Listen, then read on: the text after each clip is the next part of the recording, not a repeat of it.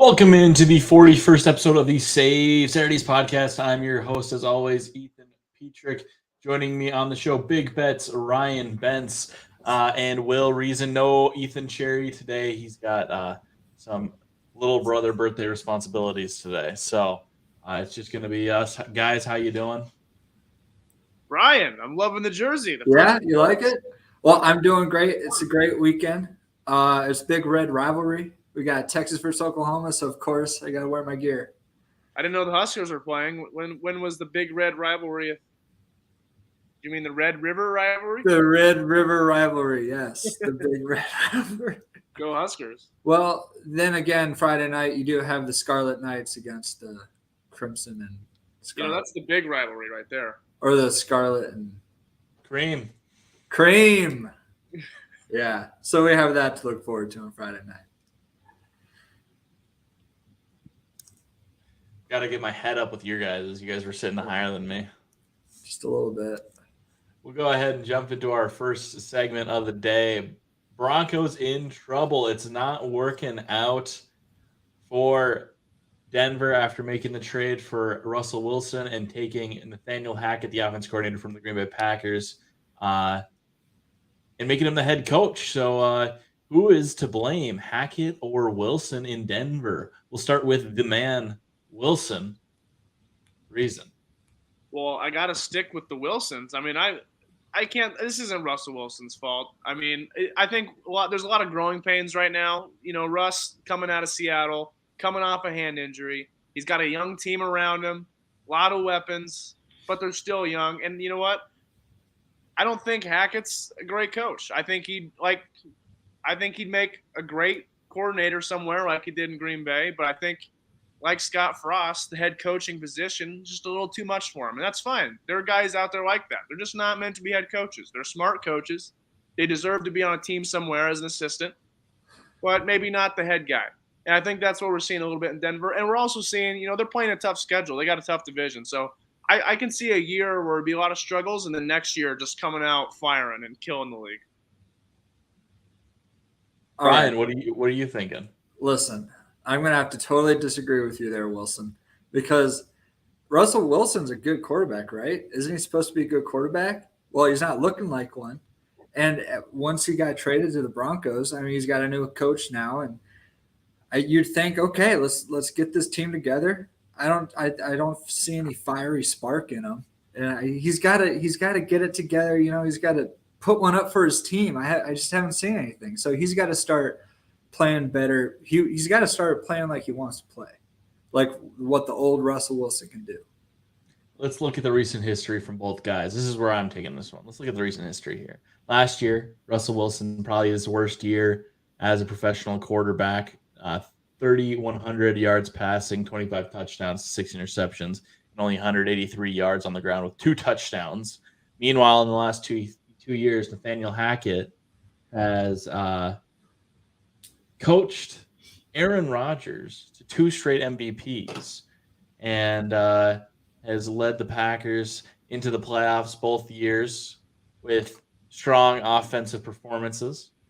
And so I'm sitting here thinking it's got to be Russ, because we saw him start to decline a little bit. He's always been a runaround guy. He's getting a little older now.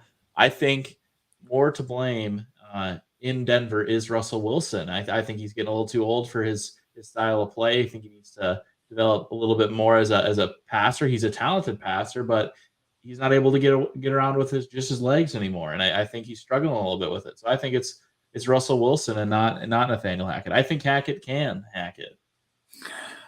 I want to make a stat correction. You said 2 MVPs. Last one's no.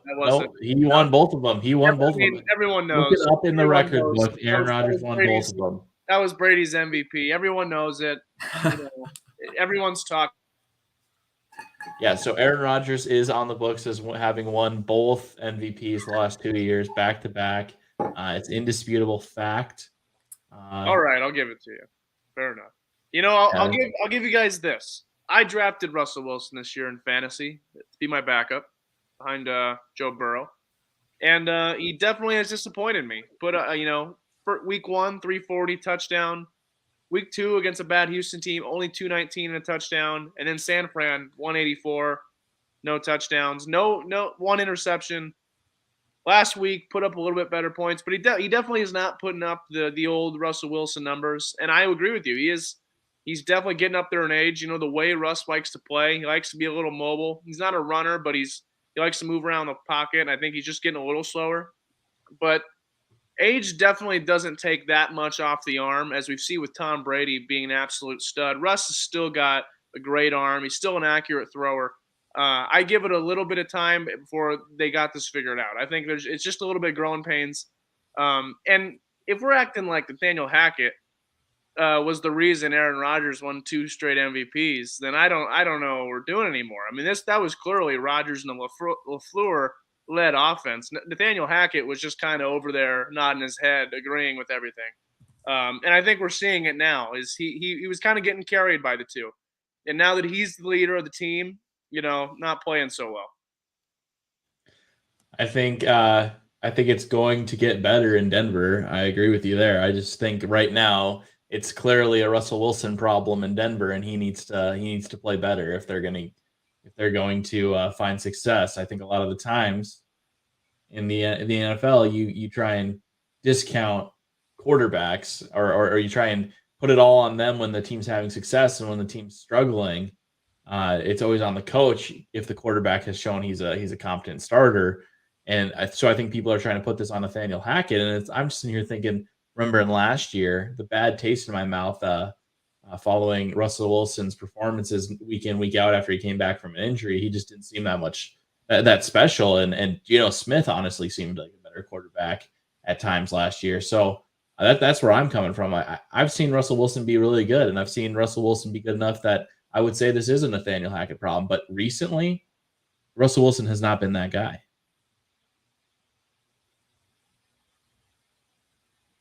Well, we'll see. I saw Ryan I saw Ryan nodding his head, so I know he agrees with me. Yeah, I do. Thank you, Ryan. Thank you. Of course. All right. We'll be done talking about Russell Wilson, and we'll go ahead and move on to the AP top 25. Bama jumps Georgia for the top spot. Clemson hanging in at number 5. Here's the full 1 through 10 for this week, pulled right from the AP website.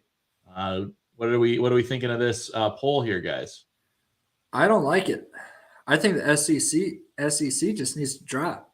I mean, Alabama loses a close one to Texas. Georgia loses a close one to Missouri, which was an incredible kicking game. What are these stat corrections going on here? Yeah. None of those games happened. What are you talking about? What? Bama beat Texas. No, I know. I'm just. So Ohio State's 5-0. I mean, they've looked really good this year. I mean, why don't they be number 1? I mean, and then Georgia stays at 2, and Alabama drops to 3. I don't know. Well, Alabama's been playing really well too. Besides, they're really close. Texas is a great team. So, and if you play at Texas, then it's a battlefield there. But maybe after looking this, giving it a little run through, I think it looks pretty good. Here's, I think, the most interesting thing I want to point out before we get too far into this. If you look over on the right side, points. Bama by 2 points. Alabama has 25 first-place votes, Georgia 28, and then 10 for Ohio State. So despite more people thinking Georgia's the number 1 team, they're the number 2 team this week. Wilson, give us your thoughts. I was with you all the way, Ryan, until you said Texas was a good football team. But I liked where you're going there. Thank you. I'm with Ryan in the first half of that comment, though. I mean, Alabama, Georgia play 2, and I say bad football teams because they were both bad football teams that they almost lost to. Alabama, Quinn plays the rest of that game. Alabama's losing that game. You can't convince me otherwise. Missouri is just horrible. I don't know what happened there. But the fact that Ohio State, Michigan, and Clemson, aside from Ohio State playing a tough game against Notre Dame, but Notre Dame is better than Texas and Missouri combined. Oh.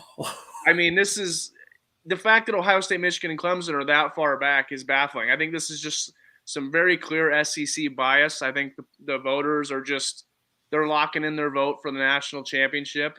Clemson just beat a number 10 team. They beat Wake Forest, who has the best quarterback in the country. I don't see how Clemson's back at 5.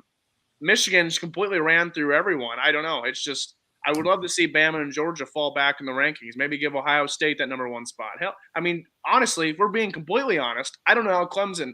That's my team right now that I'm pushing them up there to 1. They have proved themselves. They've easily played the toughest schedule thus far out of anyone else in that top 10. USC 5-0. They've played a lot of bad teams. I'd keep them out of top 5, but Clemson, I'd go Clemson 1, Ohio State 2. Maybe give Bama 3. Michigan can stay at 4. Georgia's dropping to 5. Here's my question. You're saying Clemson's your team 5-0, they need to be number 1. I'm looking at this. Yeah, every team in the top 10 is undefeated. Where is Kansas? They're all the way down to number 19. They debut in the top 25 this year at 19. They're taking on TCU, who just put the boots to Oklahoma. And I'm saying, where's Kansas? Where's Kansas? They need to be higher. They need to be up there. They're going out there. They're beating Duke. All right. They're beating Tennessee Tech in the first game of the season. That's a great, terrible FCS team. Okay. All right. Jayhawks, get them up there, rock chalk. I think at least a 10. All right. Another thing I want to point out. Last week wrote an article. Everyone's clowning on Penn State for picking Sean Clifford over Will Levis. Everyone's saying Will Levis is, he's got potential to be the number 1 quarterback taken in the draft. Yeah, no, I don't think so. You look at it, Sean Clifford, Will Levis, equal stats through the last couple of years. You want to know who's having more success this year? Penn State. Will Levis, Kentucky, they lose last week. They're out of the top 10. Penn State, new number 10. Loving what I'm seeing from the Nittany Lions. Quit disrespecting my boy Sean Clifford. And Clemson, yeah, I think they're fine at number 5. I think Michigan hasn't played very many people, so if you want to put Clemson in the top 4, I'm okay with that. At least Ohio State has a win over a Notre Dame. Georgia, Bama, again, I don't know if they've played very many quality opponents because Texas, that win just keeps getting worse every week for Alabama. It's a loss in my book. They lost that game. I don't care what the stats say. If I'm looking at this, if this Clemson team has Trevor Lawrence at quarterback, and they had the same results they've had this year, they're absolutely the number 1 team in the country. I just think I don't think the voters have any faith at all in DJ, and I think that's what it comes down to because that defense is the best in the country. Hartman lit him up, but Hartman's going to light everyone up. He'd go in against Bama and throw for 350 and 3 tutties. He's just the best. I don't think you can judge that defense off that game. But I don't know. I think it's just total bias to me. But you know what? Yeah, I hate the SEC. I agree. I think the Big Ten should have the top 2 spots. I do. I think give Ohio State 1, Michigan 2, Clemson 3, Bama 4, Georgia 5. This is one time where I think good friend of Man in the Middle, Will Reason, Michael Lazarus would come in handy because I think Ryan is talking nonsense. All right. Yeah, there's SEC bias. It's a real thing. But when you look at the resumes, I think Georgia, here's my thing. I'm always a hot take guy about this when Bleacher Report comes out with their power rankings immediately after a championship. And they always rank the most recent champion number 2. If you win a national championship or a Super Bowl or an NBA Finals or NHL Stanley Cup, until you lose, you should be number 1. Georgia should be number 1. They should have started the season number 1. They should still be number 1. They're 5-0. They haven't lost since they played Alabama in the SEC championship game. Or did they win that? I can't even remember. They haven't lost in a long time. All right, they should be number 1. Big Ten, no. Ohio State, they played a decent Notre Dame team that's 2-2 right now. Michigan, they just beat an Iowa team that's got a great defense but no offense. Get this Big Ten top 2 teams out of here, Ryan. I don't like that. Will, you raised a really interesting point that I wanted to get to. I almost said about USC when I was going on my first rant. Would USC be a top 10 team right now if they didn't hire Lincoln Riley and had the same record? Absolutely not. they would not even be in the top 25 because all those recruits don't come to USC. And as we've seen in their first 5 games, those guys coming in, those transfers are the only guys on that team making plays. If those guys, Caleb Williams, the dude from Pitt, if they're not making plays, this USC team's already lost 3 games. They don't even look good the way it is. If they're not playing an easy Pac-12 schedule, which they absolutely have, I have them at 2-3 right now. Ryan, you think USC, the modern day rival to Texas, is worthy of a top 10 spot? Absolutely not. I agree 100% with Will. I mean, like you said, all the recruits came with Riley, all the talented players making plays on the field because of Riley. If they would have never hired Riley, they would not be in the top 10. They might be in the top 20. I don't know. They might be, but they shouldn't be in the top 10, that's for sure. Riley. Now we're going on to Kenny. And picking Pickett, Steelers name, rookie quarterback Kenny Pickett, the starting quarterback. Mitchell Trubisky doesn't get it done, and Mike Tomlin makes the move to the former Pitt Panther, Kenny. We got a glimpse of him on, what was that, Monday night or was it Sunday night? Sunday. I don't think it was. So we got a glimpse of him on Sunday. Will, you're the one that suggested this topic, so I want you to take the ball and run with it here.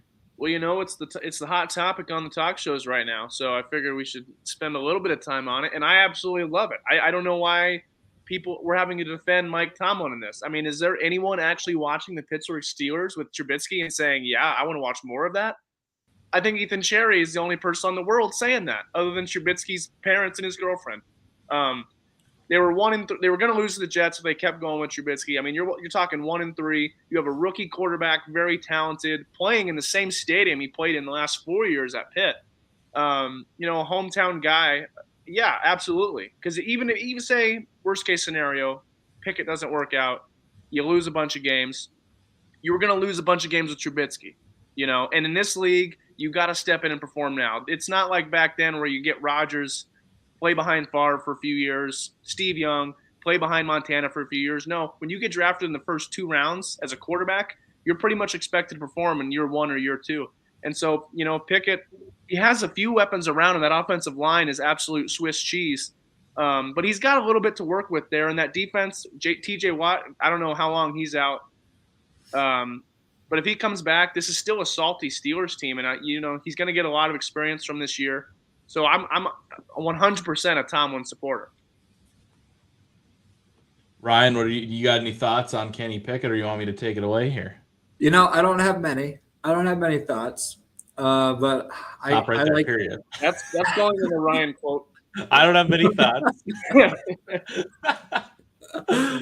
But I will say this. I like Tomlin as a head coach, and I respect his coaching decisions, and I respect this one.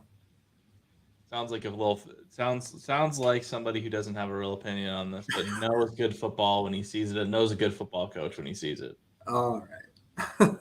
Well, here's my take. Has Mitchell Trubisky committed 4 turnovers in a single game for the Steelers this year? I don't think so. Kenny Pickett, he didn't even play the whole game, threw 3 interceptions and had a fumble. Hey, he had 2 rushing touchdowns. That's exciting. First quarterback to ever do that in his first start.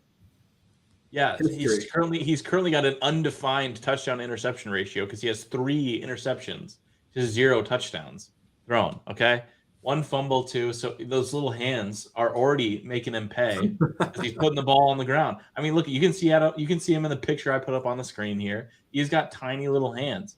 I think the Steelers overdrafted Kenny Pickett. He's in over his head. I think they needed to give him more time under Mitchell Trubisky. I don't like this move by the Steelers at all. And I don't like the fact that now there's going to be more guys stacked in the box coming after Najee Harris on my fantasy team, and it's going to continue to cost me fantasy points. Yeah, I think your motivations behind this take are just your fantasy squad. I think that's what we just found out here. You had a similar take. You literally had the same take for Russell Wilson. He's on my bench. He wasn't ever going to play.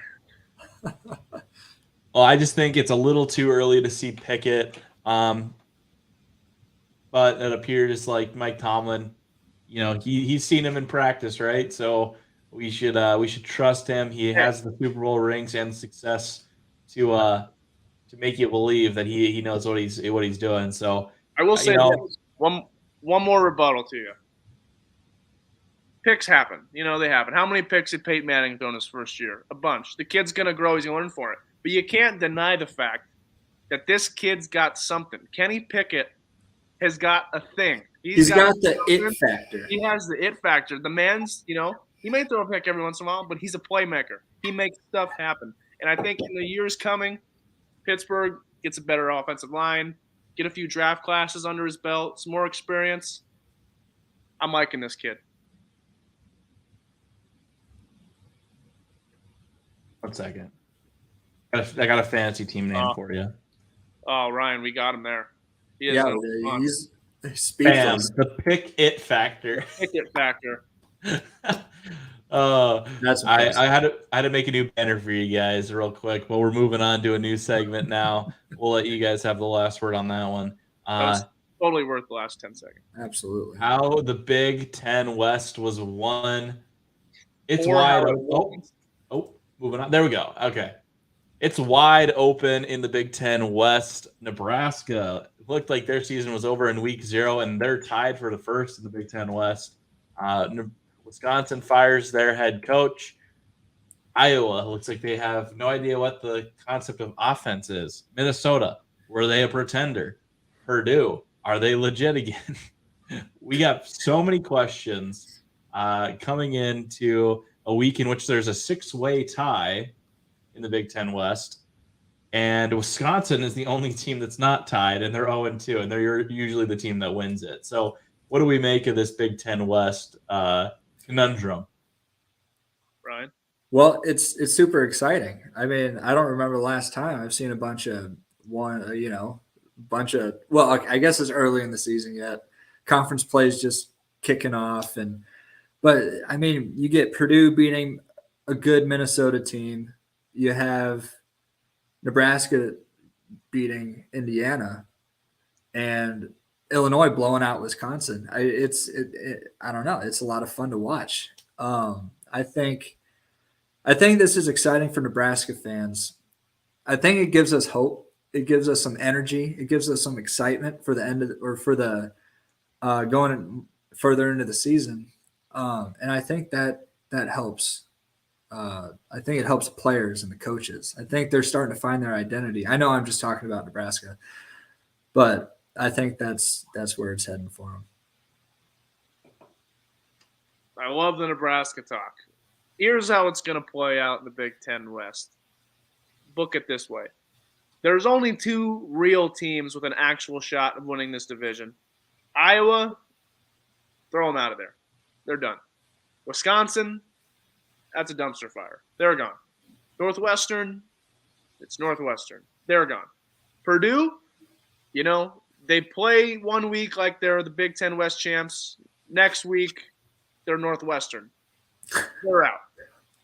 Illinois, I'm not believing a second of that. They haven't beat anyone. Wisconsin's clearly terrible. I don't believe it for one bit. That leaves 2 teams. Minnesota Golden Gophers and the Nebraska Cornhuskers. With that game between Nebraska and Minnesota will decide the Big Ten West. And, Minnesota, I think Abraham, I don't even know if he didn't play at all against Purdue. I think that changes that game a bunch. I see Nebraska. I see us beating Wisconsin at home. I see us beating Iowa. We already lost Northwestern. Purdue on the road, tough game. Illinois, we'll see. But Nebraska, Minnesota, it's going to be a toss-up. But at the end of the day, go Skurs. Yeah. Big Ten champs. You started off like a train well off the track, and you just continued to derail the more you talked there. I want to start with Iowa. Get them out of there. They're the only team that hasn't played a division game yet, and their one Big Ten loss is to a Michigan team that's currently number 3. They lose by 11, 13. I can't quite remember I have the schedule pulled up. They lose by 12 or 13, 27-14. All right. That's 14 points against a good defense. All right. Their offense is figuring it out slowly and surely. Keegan Johnson, Bellevue, Nebraska product has been injured. He's a key part of their offense. They're going to get him back at some point. All right. And this defense, point out on this map an offense that can score 27 points against this Iowa offense or Iowa defense. In the bottom left corner, you're looking at that big red end. Absolutely scoring 30+ on Iowa. No. All right, this offense has a lot of problems. Casey Thompson, he can sure throw a deep ball, but he's got this weird thing about him where he's not a very accurate quarterback. For a lot of the grief that Adrian Martinez got for not being an accurate quarterback, Casey Thompson is not one either, and he doesn't have the legs of Adrian Martinez. I like what Mickey Joseph is doing in Nebraska. I don't think that offense is going to have it figured out by Black Friday to beat the Hawkeyes. And I think that they caught an Indiana team that was kind of just kicked in the nuts by Cincinnati. They were undefeated. They go into Cincinnati thinking they're going to get a top 25 ranking, and they lose. And they lose by double digits. So they're kind of licking their wounds when they come to Lincoln. And so we kind of got a team that was feeling a little bit like their season was over already. And so I don't think you can rule out the Hawkeyes. I think they're going to come in and they're going to stifle any offense that the Big Ten West can put at them. At Minnesota, they struggle to score against Purdue. Wisconsin, Graham Mertz is terrible. Braylon Allen, he can be shut down as we've seen. Northwestern, they're never an offensive powerhouse. Illinois, who knows what's going on in Illinois. I think Iowa is the clear Big Ten West favorite right now. I just can't get behind it with that offense. I mean, I don't think Iowa can score over 20 points against anyone in the Big Ten. Spencer Petras might be the worst quarterback I've ever seen play a college football game. Our defense is bad. It looked way better against Indiana. I think, or is Iowa coming to us this year in Lincoln? Pretty sure it's in Iowa. Yeah. Either way, we're shutting down Spencer Petras. If we can at least contain the run game a little bit, which Nebraska usually doesn't, but this year we're just gonna no Scott Frost. Maybe it happens. I think Nebraska puts up 30. We give up 17. If I might add, if we're talking about the clear Big Ten West team, I'm looking at the points for, points allowed so far this season. For overall points allowed, Iowa has 50 to their 82 points for. Minnesota has allowed 44 to their 193 points for. That's over 100 more points than Iowa, and they've allowed 6 less points than Iowa. And if we look at Illinois, they've allowed 42 overall points. And in the Big Ten, they've only allowed 33 to their 54 points for. So we're looking at 3 solid, good defenses here. And I think the clear team out of those 3 is Minnesota. I think they're the team that's going to come out top. Minnesota ain't played nobody, pal. All right. Minnesota has less points allowed because they're playing a bunch of scrubs every week. All right. That's why they looked good going into the Purdue game. They didn't play anybody. Iowa's at least playing people. They played Michigan, and they played a top FCS team. All right. South Dakota State is going to destroy North Dakota. And that's who Nebraska played. Nebraska barely could get away from them. So could Iowa. Iowa is the better team. Iowa's going to win the Big Ten West. Iowa's going to win the Big Ten West. You talking about Minnesota not playing anybody? I know Michigan State's not a great football team, but let's just not forget that Minnesota absolutely stomped their brakes into the 6 feet into the dirt and destroyed them. Michigan State lost to Washington. They're lucky we even allow them in the Big Ten anymore. At the right? If they're not allowed the Big Ten, then Nebraska has been out for a while. Exactly. Okay. You guys are coming to me and you're telling me that a team that lost to freaking Georgia Southern let 47 points get scored on them from Georgia Southern, who's been running the triple option for 30 years, is only running the spread offense for the first time this season. That team scored 40 points in Lincoln, You're telling me that defense is going to be good enough to stop Whoa, offense? Oh, yeah. Are we completely Because Iowa forgetting? doesn't have an offense. Are we forgetting that Scott Frost and the worst defensive coordinator of all time are no longer with us? This is a whole new ball club. This is not even the same team as the Georgia Southern team. This team actually, plays somewhat decent. Here we go. You're overreacting to an Indiana win, okay? When has Indiana ever been a confidence-building win at Nebraska? Big Ten championship, Ohio State. If I'm being realistic, if I'm being a Husker fan, Ohio State, Nebraska walking in 10-3. 9-3. If you're wanting a realistic prediction, Ohio State, Minnesota. No, it's not going to be the Gophers, man. Just get that out of your head. I'm driving to Iowa tomorrow, and I'm betting on it. Well, you have fun driving to Council Tucky for that.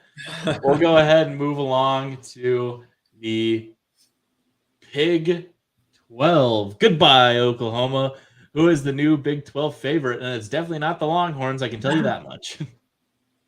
Sadly, I'd have to agree with you there, Mr. Petrick.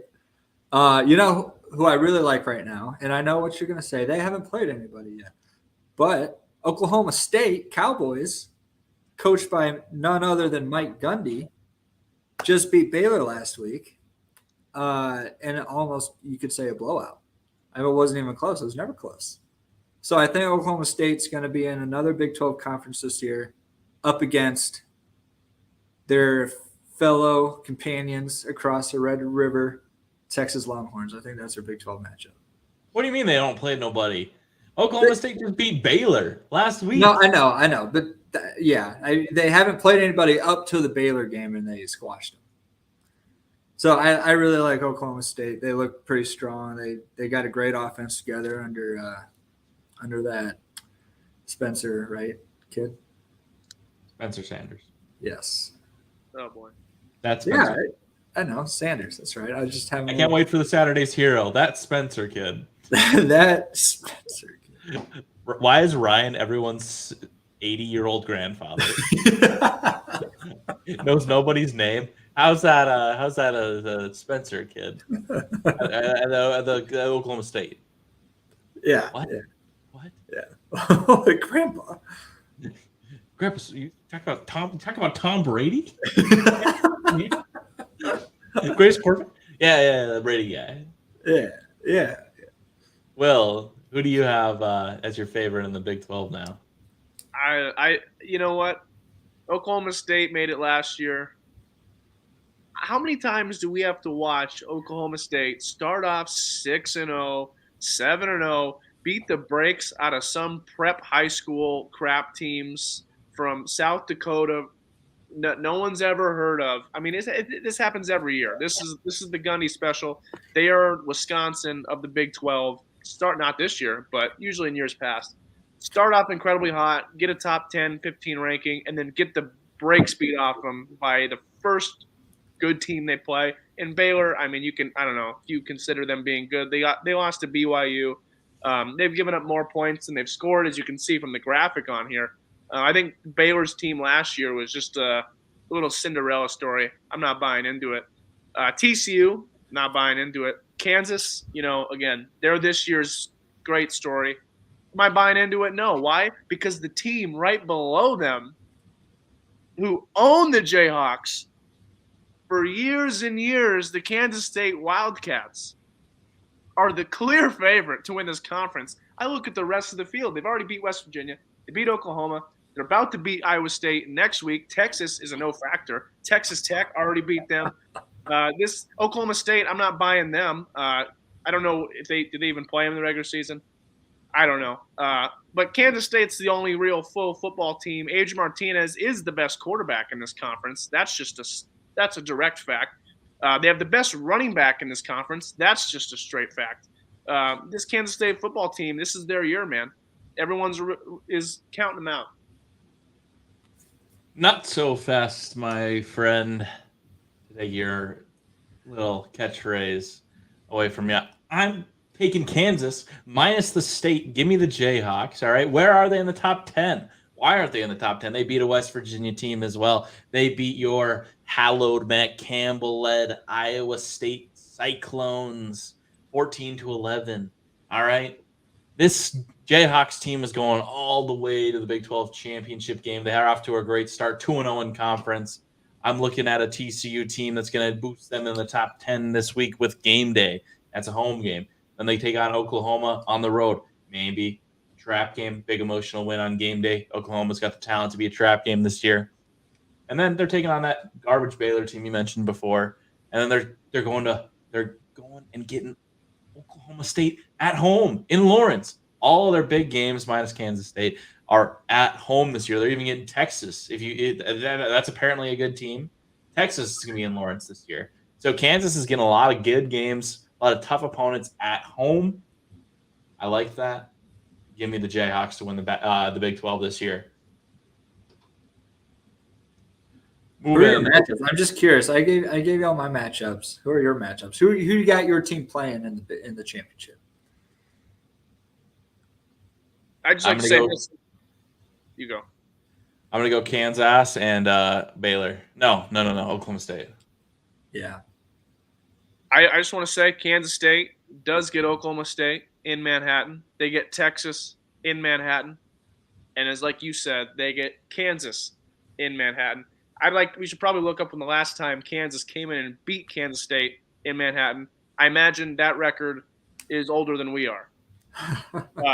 I'm taking Kansas State.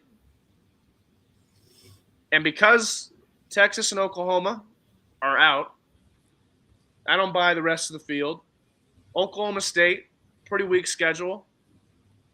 They're probably gonna walk in to that. They're gonna end up with a good record. I'm going K-State, Oklahoma State. K-State pulling it out in the end.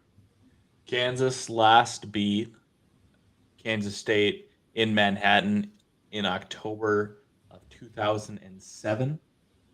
It was a 30-24 Jayhawks victory. And Kansas State has won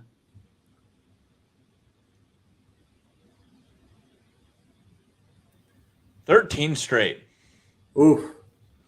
So, I mean, if you were born 12 years ago, you've only known K-State dominance. So I just make this clear. We all have Oklahoma State going into the Big 12 again, but I'll have them winning, and then you guys have them losing. All right.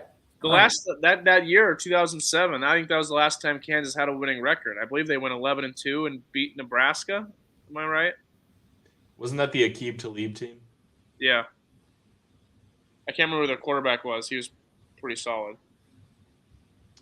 Well, we don't need to worry about the history of the Jayhawks. All we need to care about is the future of the Jayhawks, and that's their future winning the Big 12 championship this year. So we'll go ahead and roll right along to Pink Slips. Wisconsin moves on that should be from. Who's making these graphics? Get them out of here. Their third winningest coach in program history, Paul Chryst. What do we take away from this surprise firing? Ryan? Well, I was pretty surprised. I mean, I know they got blown out against Illinois, and they're starting 0-2 in conference play.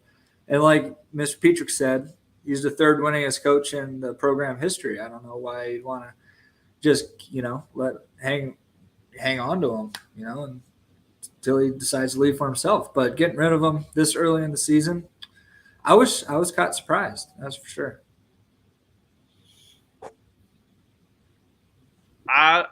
You can't not be surprised. This might be the worst thing I've ever seen in a sport of all time in the history of the world ever. Is Wisconsin been paying attention to Nebraska? I don't know. Do they know what's going on? They're the most winningest coach in history. A lot of success. You had a talented Braylon Allen on the squad who voiced his opinion on this firing right afterwards with a very aggravated tweet. And I don't know what their plan is. I hope they have talks with another head coach that's on the board right now. So maybe they bring in a big name, but this is clearly was just a down year for a great program. You just lose a few games. It happens. Not always going to be amazing. But to fire a guy like Paul Chryst, who completely revived your program, I feel bad for Wisconsin fans because I as Husker fans, we know exactly what they're about to go through for the next 10 years. I'll give you my take on Paul Chryst, and then I'll give you guys a hot take real quick. But I was stunned by this firing, not just because he's been a winning coach at one of the most winningest coaches in Wisconsin history, but that it came mid-season. You feel like it makes sense when a guy like Jeff Collins or Carl Durrell or Herm Edwards or Scott Frost gets fired mid-season. Those guys haven't earned anything at the schools that they're at. Scott Frost maybe has as a player at Nebraska, but not as a coach. So you fire him because it's just not working out. That makes sense mid-season. Paul Chryst, he's taking you to 3 New Year's Six bowl games. I don't think you've ever experienced a losing record. You've never experienced a losing record with this man. He's won at minimum 8 games a season, except for the COVID year where they went 4-3 at your school. That is not a man who deserves to be fired mid-season. I understand you want to see Jim Leonard give him an extended interview audition as the head coach because he's a guy that's been on my short list for coaches to replace Scott Frost when he ultimately got fired. He was my number 2 at one point behind Luke Fickell. But Paul Chryst deserved better than this, and it's disgusting to me. And everyone who wants to give crap to Nebraska about firing coaches that aren't getting it done, firing winning coaches, and they want to use that as a black mark on Nebraska in this coaching cycle. This is a huge stain on Wisconsin. This is absurd and despicable. This man he's just done great things for your program, and this is how you treat him. I wouldn't want to coach there if I was one of the candidates. If Wisconsin called me up, I'd say I'd go to the interview. I'd see how much they want to pay me first, of course, and then I would tell them no because you guys hit the bricks. I'm going to use your offer to negotiate with the team I actually want to go coach for, who actually knows how to treat their coaches, because this is disgusting. All right, this was despicable from Wisconsin. Here's the hot take for you. Paul Chryst absolutely needs to be the number 1 candidate. Trev Alberts needs to have already talked to this guy like 3 times. This guy needs to be the next head coach in Nebraska. Okay. That's my hot take. Absolutely for that. I can get by that. It would be a dream to be able to have the teams that Wisconsin has with great defense and just an absolute dominating run game. I mean, sign me up. Absolutely. You look at it, and Barry Alvarez is credited for building Wisconsin into what they are right now. Barry Alvarez is from the Tom Osborne tree. So Barry Alvarez went to Wisconsin and basically turned Wisconsin into 90s Nebraska. And Paul Chryst has modernized it. Bring him into Nebraska. It's you're getting that same effect, but it's a guy who's been outside of Nebraska. So he's not inundated. He's not, obsessed with that tradition, but he's going to give you that Nebraska legacy. He's got a little bit of that in him. If you look at the Tom Osborne coaching tree, Paul Chryst is on there. So I think this would be a great candidate for Nebraska, and I think he absolutely needs to be in the top 3 for the job. Well, absolutely. I mean, if you just look at the coach that he is, like you described there, when I think of Paul Chryst, I think of Wisconsin football. I think of discipline. I think of consistency. And those are the 2 biggest things that if Nebraska wants to turn around, that's absolutely got to be the first priority, is those 2 characteristics. And it's something Scott Frost completely – apparently I don't know if he knows those vocab words at all. We were talking about Urban Meyer before, if he would be a good guy and, all his off-the-field stuff. I think Paul Chryst is your best option for sure. I mean, I love Matt Campbell. He's definitely my number 2, but right now, Paul Chryst, I mean, he's gonna come in. He's gonna rebuild our offensive line. The penalties, they're gonna be cut in half.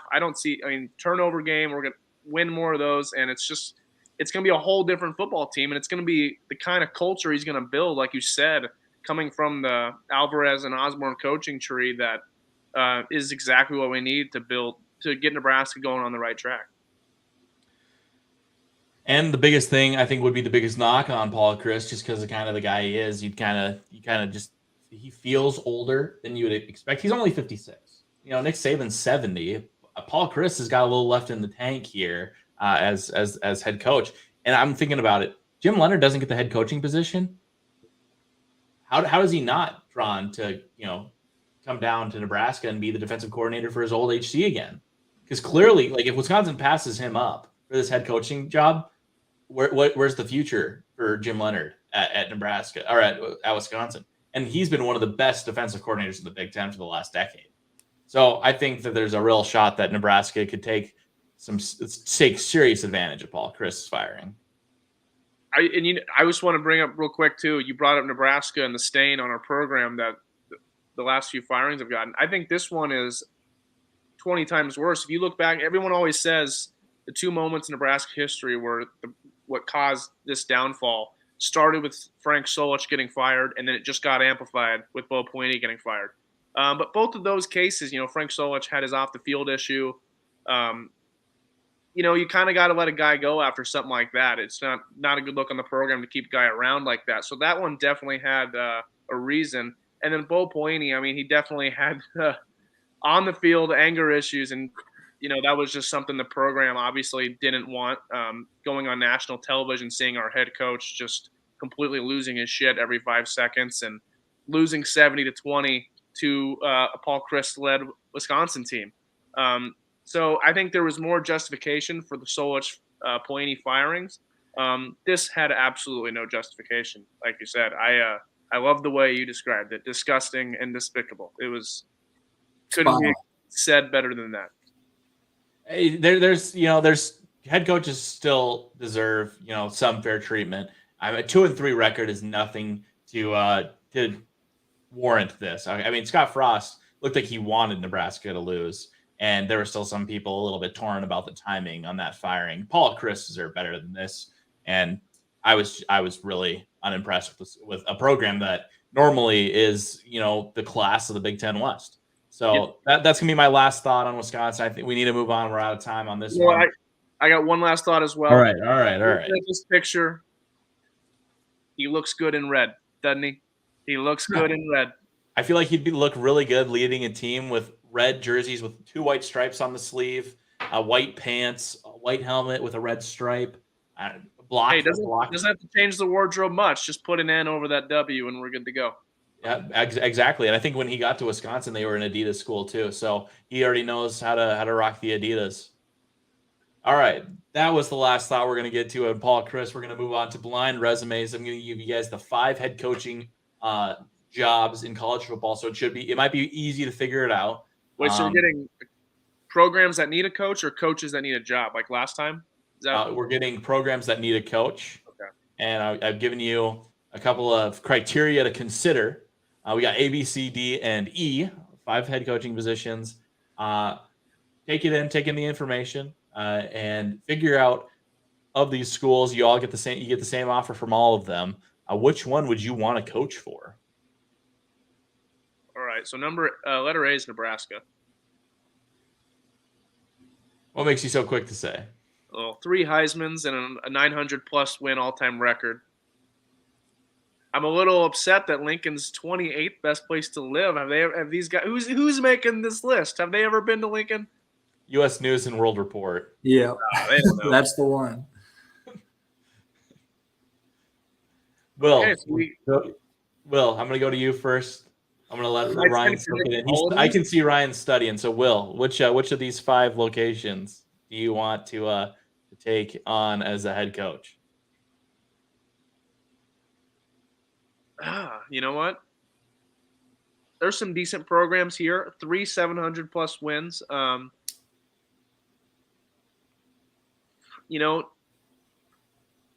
E's looking pretty good. 4th best place to live. Probably some good restaurants. 700+ wins. It tells me 500 losses. That's a lot.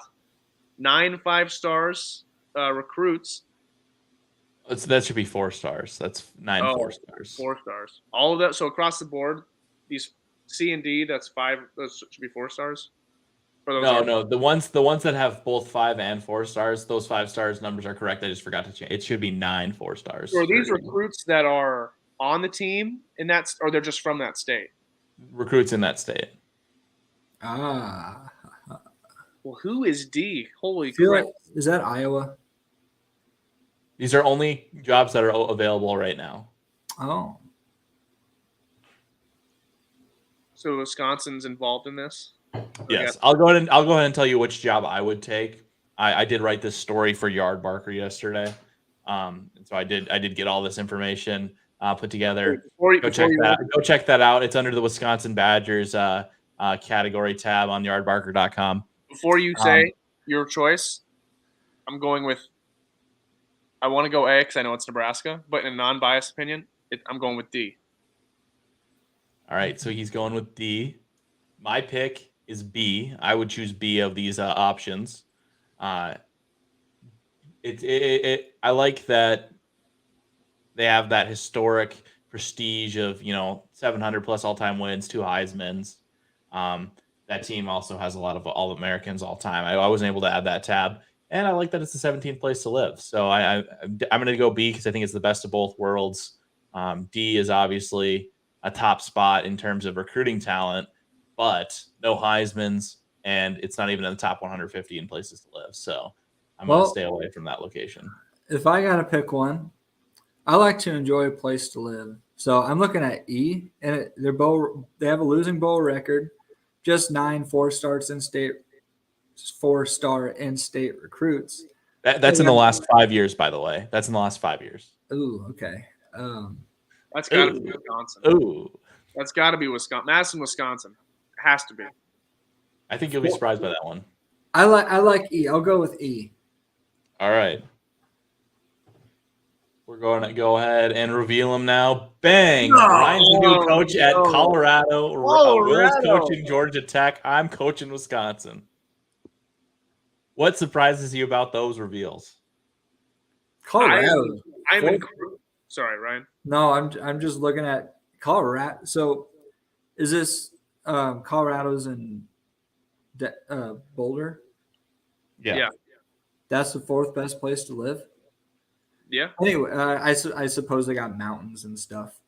But okay, I can build their program.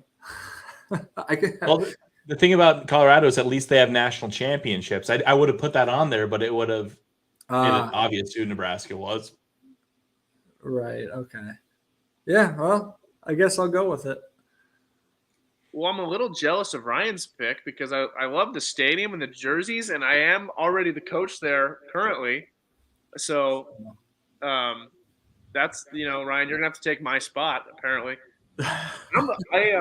Arizona State there in the middle, I was not that team. I'm amazed by my pick of Georgia Tech. I didn't know Georgia was that good in recruiting. That blew my mind. I didn't really know who that was going to be. I was expecting a California, Texas, Florida, some school there. But I get to run the triple option, so I'm happy. And so basically, Danny Cannell, he's a CBS sports analyst. He did a poll on Twitter yesterday, or 2 days ago now, actually, asking which of Nebraska, Wisconsin, Arizona State, and Georgia Tech were the best available positions. And it was a 63% vote for Wisconsin. And you went and looked in the replies, and people were like talking about location, recruiting, history, and recent success were the biggest things. And Wisconsin comes out on top on most of those categories, with the exception of recruiting. So that is why the Badgers are probably the most attractive landing spot, judging by that criteria. I don't know if they're the best spot overall, but I would pick Wisconsin of those options. We'll go ahead and move on in. Oh, okay. Yep. No, that's fine. We'll go ahead and move on into the prime 9 for this week. Another great week of matchups. Red Wibbawaivowie did not make it in.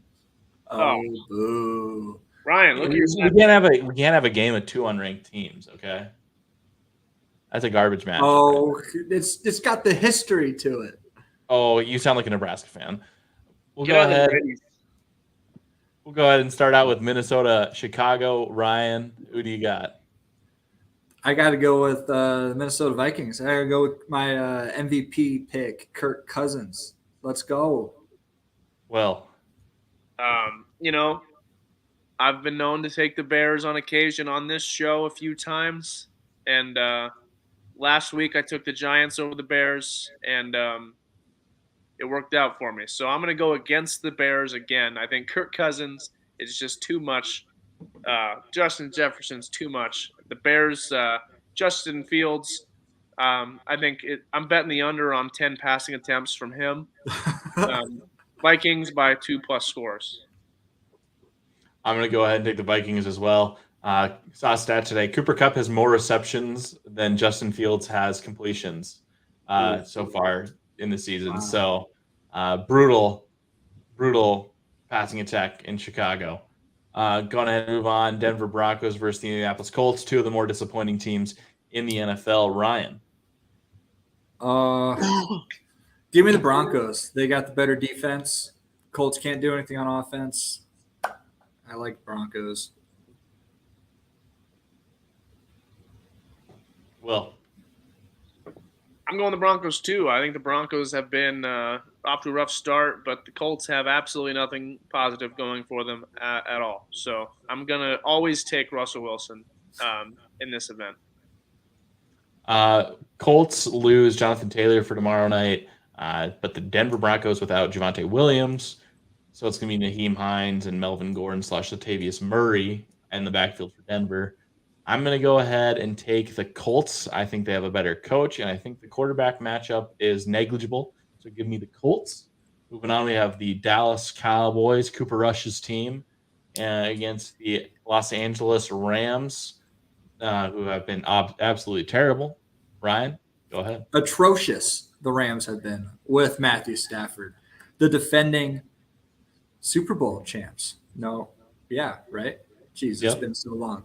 But I think this is going to be the Cooper Rush show once again. Give me the Cowboys. Will. It's in LA. The Rams have played atrocious, as Ryan said. But Cooper Rush has been skating by the last few weeks with some pretty bad competition. I think he's going to run into a solid defense. I think the Rams are going to pick it back up. Matt Stafford's been completely sucking lately. I think he's going to bounce back. I'm betting Trevon Diggs gets burned 2 or 3 times. I'm taking the Rams. I'm going to take the Cowboys. That's I feel like it's an easy pick. Rams are favored, but the Cowboys they've been a better team this year. Moving on into our final NFL game, Baltimore versus Cincinnati. Cincinnati seems to have figured it out. Baltimore coming off of a 3-point loss to the Buffalo Bills. Ryan, who do you got in that one? I like the Ravens. I think they're going to have a great bounce-back game against the Bills. Lamar Jackson is going to have a great game, of course. Devin Duvernay, he's going to be a great asset in the scoring aspect of the game. So give me the Ravens.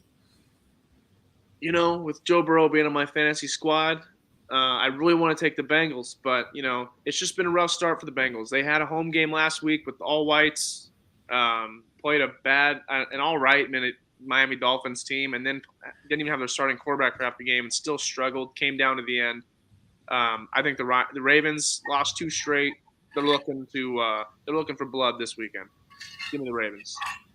I'm gonna take the Ravens as well. I think Lamar Jackson's the better quarterback. And if you're watching at home, go ahead and drop your picks for these 9 games, the prime 9 this week. I do see we have one viewer watching us tonight, so go ahead and drop in the comments. We can throw it up on the screen. Your picks for these 9 games as well as we get into the college football game matchups this week. TCU is taking on Kansas, the Jayhawks. My pick to win the Big 12 this year. So, Ryan, who do you have in this pivotal Big 12 matchup? All good teams have to lose, right, eventually. So, I got to go with TCU. The Horned Frogs are losing this week. I got TCU winning this game. Well, you know what, Ryan? You're just wrong. I don't have a reason why, but the Jayhawks are getting this dub. Good things always come to an end, but it's not coming to an end for the Hawks until they come to Manhattan, Kansas for the final game of the year. They're going to roll TCU this weekend at home. It's going to be quite an experience in Lawrence, Kansas. It's looking like Kansas fans are going to come out. This is probably easily the biggest game with game day in Kansas Jayhawk football history by a long shot. It's just going to be electric. There's no way Kansas can lose. They have the football gods on their side this weekend. Easy dub for the Jayhawks. I'm right with Will. Rock, chalk. All good things come to an end. Why can't this one end with a national championship, right? That's what I'm saying. Give me the Jayhawks in this one. Ryan knows I'm being sarcastic. We're all good, though. We're going to go ahead and move on to a Pac-12 matchup. Utah hosting. I can't remember who's hosting that game now. Utah is taking on UCLA. UCLA takes down Washington, formerly unbeaten Washington last week. Ryan, who do you got in this Pac-12 battle? I got the Utes all the way. It's not even going to be close. Give me Utah. You know what, Ryan? Sometimes the things that come out of your mouth just baffle me. How could I don't know, Ryan. What are you thinking there? This is a Utah team on the road coming to the Rose Bowl, Pasadena, California. Everyone's overlooking UCLA. We got a former Big Ten running back from Michigan crushing it. Thompson crushing it. This is a team. They're going to roll the Utes. The Utes lost to a Florida team who, I don't know, have they won a game in the SEC yet? I mean, that's a terrible team. UCLA is very easily going to win this game, Ryan. And you are going to look like a fool next Wednesday, for taking the Utes. No, I don't think so. You're wrong. This is going to happen. It's in the stars. It's all. Is this a Bob bet? Is this a Bob bet here? All right. Do we have a box combo? Let's get it down. All right. We'll do 2 Bob. My confidence can't be any higher. We're gonna do 2 Bob for the amount of scores UCLA wins by, and vice versa. Ryan, you still owe me a Caniac combo from last week. So, right, where are you at? Come to Sioux City. Well, I guess we don't have one in Sioux City. Yeah, Ryan, you have to Venmo me because we got one in Cedar Falls. Ryan, you do owe me a box combo as well. Just saying. So I'll see you in Lincoln here soon, buddy. Who's the real betting expert here? Is it Ryan or is it Will? I'm going to go ahead and take UCLA. Give me DTR and Zach Charbonnet and Chip Kelly too. I like the Bruins this year, and I think that, you know, in a battle of teams with 2 really sharp uniforms, you always got to go tradition over flash. Utah's got that flash. UCLA's got that tradition. Give me the Bruins. Moving on to, we're gonna go right to left this time. We're gonna shake it up so we can end with Nebraska. We're gonna go down to James Madison, 4-0, undefeated against Arkansas State. JMU, first year in the FBS, coming out from FCS, and they're undefeated. Ryan, who do you got? I really like James Madison. I think they're a great team. They got a great squad, a lot of talent. Give me James Madison. Also, one of the founding father. He was a founding father of the Constitution. You know, the 4th president of the United States. Give me James Madison all the way. You know, I know absolutely nothing about these 2 teams, but the little red wolf dude there looks pretty menacing on the screen, so I'm going to take Arkansas State. A brutal choice. Arkansas State is sub 500 so far this year, basically the Nebraska of the Sun Belt. Right. Well, if your logo is 3 letters, you just deserve to lose. So they also have a pretty cool bulldog. Okay. Well, yeah, I don't see it. That's just not the main logo. I'm going to go ahead and take James Madison. Give me the Dukes. Clearly the better team there. Will is talking nonsense. Exactly, Ryan. Exactly. We'll go ahead and finish out with Tennessee and LSU for Nebraska and Rutgers. This is a ranked battle in the SEC.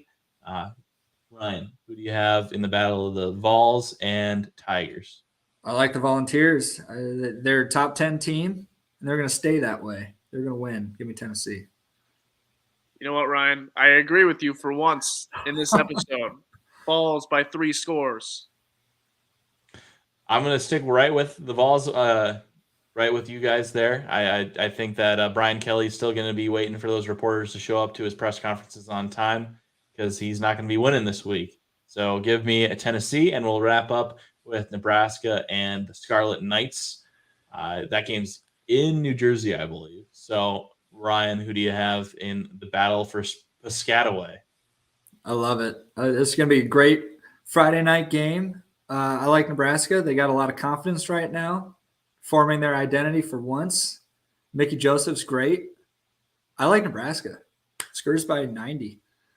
Absolutely, Skurs by 90. I think Ethan taking Indiana last week is an absolute crime that we cannot let go unpunished. This is a Nebraska team with new life, a new coach, Mickey Joseph. This is a whole new ball club, and Rutgers quarterback Simon. That's some Spencer Petras type numbers I'm seeing from him. This is going to be a 3-touchdown dub for Nebraska. Go Skurs by 90 all day long. Let's do it. Yeah, I'll take Nebraska probably by about 4 points. So we're not going by 90, but I'll take Nebraska to win that game. And that'll round out our prime 9 for week 6. And we'll roll right into Saturday's heroes, sans Ethan Cherry. And starting us out, it is Ryan with Bobby Wagner. What a picture.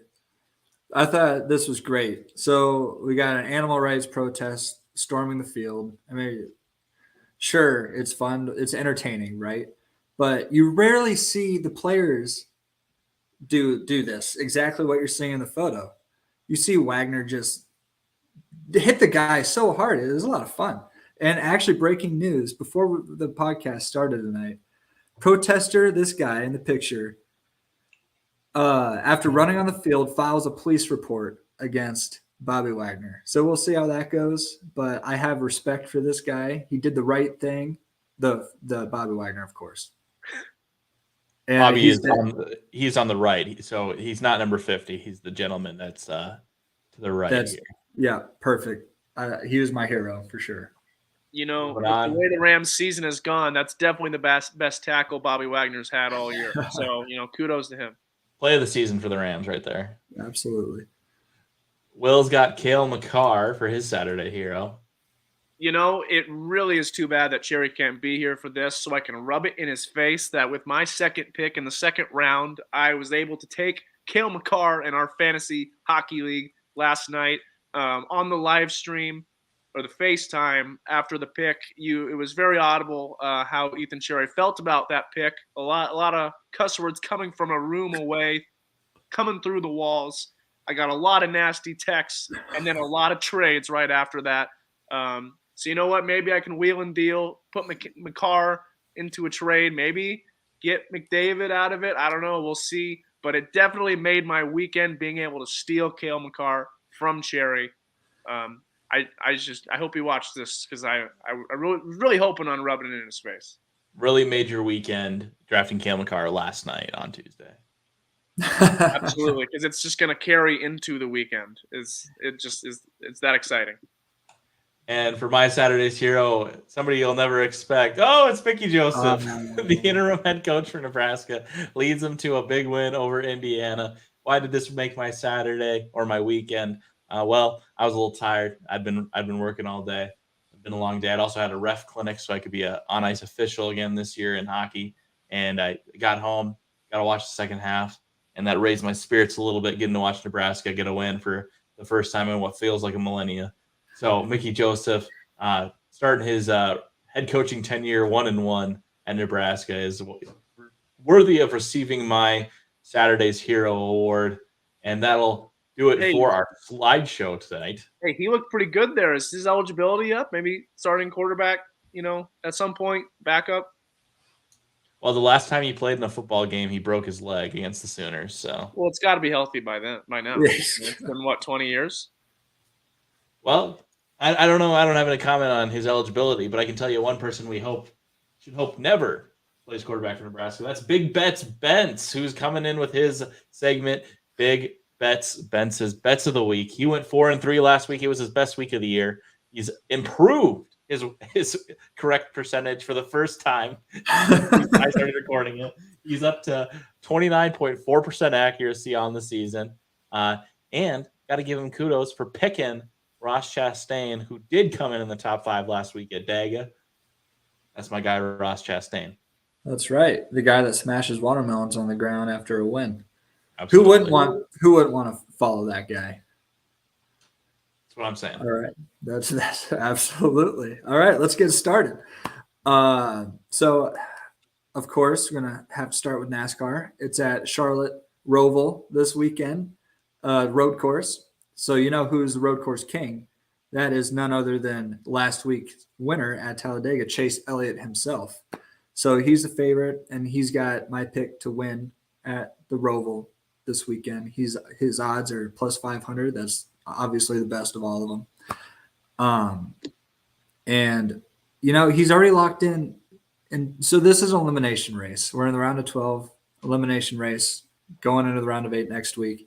Well, Chase won last week, and so he already advanced to the round of 8. So he's got nothing to be worried about. He's already locked in. He can race hard. He can take chances. So, and he's already the king of road courses. So I think this is his perfect opportunity to get another win. And then I got some top fives for you. Ross Chastain coming off the top 5 from Dega. I like him. He's a great road courser. He's got a couple road course wins under his belt already. His odds are plus 200 for a top 5. And then AJ Allmendinger, he is going to be racing full-time in the Cup Series next season with Colleague Racing. So congrats to him. And I think he's going to come off on fire in this playoffs to start his full-time Cup racing next year. So look for AJ Allmendinger to get a top 5. His odds plus 150. I'd take those odds any day. And then a top 10 driver, of course, Daniel Suarez. He's also a playoff driver. So he's going to need to do anything he can to get points and maybe even a win. But I like him as a top 10 finish. His odds are minus 150, so it's favorite for him to get in the top 10. And then also a couple more here. Little weekday specials. Chevy's finished 1-2. I like that. I like Elliott and maybe Kyle Larson to follow him up. They're both Chevy drivers, and that's a plus 175 odds for you there. And then lastly, Team Penske. So you got my driver, Joey Logano, and then number 12, Ryan Blaney, and then number 2, Austin Cindric, his rookie season this year. He's the Daytona 500 champ also. So I just like how you can see the way you've been burned, because last week it was Team Penske's going to win. This week, Team Penske's just going to get top 10. Top 10. Hey, all 3 drivers got to get top 10, and that's a plus 1 or a plus 500 bet. So put $10 on that, you get $50 right there. That's a good bet. So you can buy all the canes that you owe us, Ryan. Here's my question, Ryan. You've been to the Roval. What's the atmosphere like? I've been to Bristol. Oh, I thought you've been to the Roval too. No. All right. I know. I need to go. It's in Charlotte, North Carolina, but it's on my bucket list for sure. But I'll tell you what, it'll smell like any other NASCAR race.